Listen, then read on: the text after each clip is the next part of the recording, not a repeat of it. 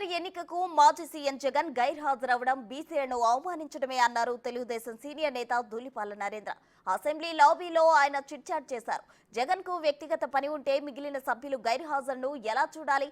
జగన్ కు ప్రజలు ఇంత బుద్ధి చెప్పినా ఇంకా అహంకారం దిగలేదు అనుకోవాలా అంటూ ప్రశ్నించారు. స్పీకర్ ఎన్నిక సందర్భంగా విపక్షం రాని సభను ఇప్పుడే చూస్తున్నామన్నారు.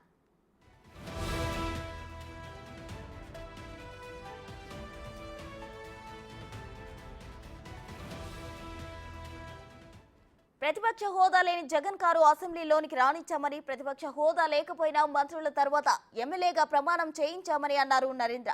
తాము ప్రతిపక్షంలో ఉండగా ఎన్నో అవమానాలు ఎదుర్కొన్నప్పటికీ సభా సాంప్రదాయాలు పాటించామని గుర్తు చేశారు. లేని హోదా కోరుకుంటూ సభను ఎగ్గొట్టేందుకు వైసీపీ సాకులు వెతుక్కుంటుందని అన్నారు ఆయన. ప్రజా తీర్పు గౌరవించే ధైర్యం కూడా జగన్ చేయట్లేదని విమర్శించారు.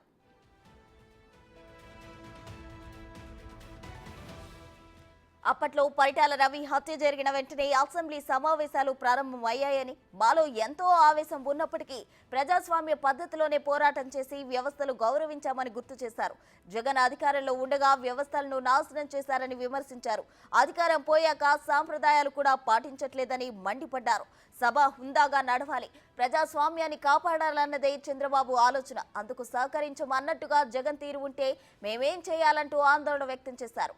ప్రజా తీర్పును గౌరవించాం, వాస్తవాలు గ్రహించమన్నట్లు వైసీపీ వ్యవహరిస్తుంటే నష్టం వారికే తప్ప మాకేం కాదని అన్నారు నరేంద్ర.